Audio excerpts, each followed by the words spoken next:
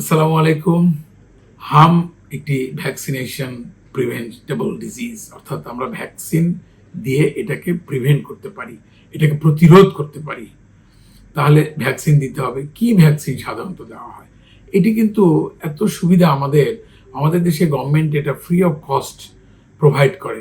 আমাদের একজন বাচ্চা জন্মগ্রহণ করলে আমাদের একটা ইপিআই স্কেডিউল আছে, ইপিআই ভ্যাকসিন দেওয়ার একটা প্রোগ্রাম আছে আমাদের দেশে।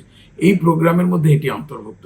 কাজে কি ভ্যাকসিন দেই এটি আমরা একদম যদি নাও জানি, আপনারা একদম চোখ বন্ধ করে বাচ্চাদের যদি প্রাইমারি কেয়ার সেন্টারে নিয়ে যান, যেখানে ভ্যাকসিন দেওয়া হয়, সেখানে নিয়ে গেলে আপনার বাচ্চা জন্মের পর থেকে কোনো না কোনো সময় দেখবেন যে এই ভ্যাকসিনটা পেয়ে গেছে। তবে আমি যদি নাম বলি, আমাদের দেশে সাধারণত এমআর অর্থাৎ রুবেলা, এমআর মানে হলো মিজলস এবং রুবেলা ভ্যাকসিন একত্রে থাকে, এটি দেওয়া হয়। এবং কোনো কোনো সময় আমরা এমএমআর ভ্যাকসিনটাও পেয়ে থাকি। মামস, মিজলস এবং রুবেলা, এই তিনটি ভাইরাসের ভ্যাকসিন একত্রে থাকে। এটি আমরা সাধারণত বাচ্চাদেরকে দিতে বলে থাকি। বা এটি জানবেন যে এমএমআর ভ্যাকসিনটা কাদেরকে দেওয়া হয়।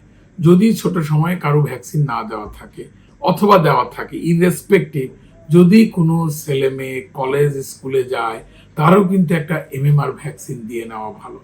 এটি সিডিসিতে বলা হয় যে 14 বছর বয়স পর্যন্ত দুইটা ডোজ দিতে হবে 1 মাস ব্যবধানে, এবং পরবর্তীতে অ্যাডাল্টহুডে গেলে পরে একটা ভ্যাকসিনেশন ডোজ করে নিয়ে তারপরে যাইতে হবে, ভ্যাকসিনেশন কমপ্লিট করতে হবে।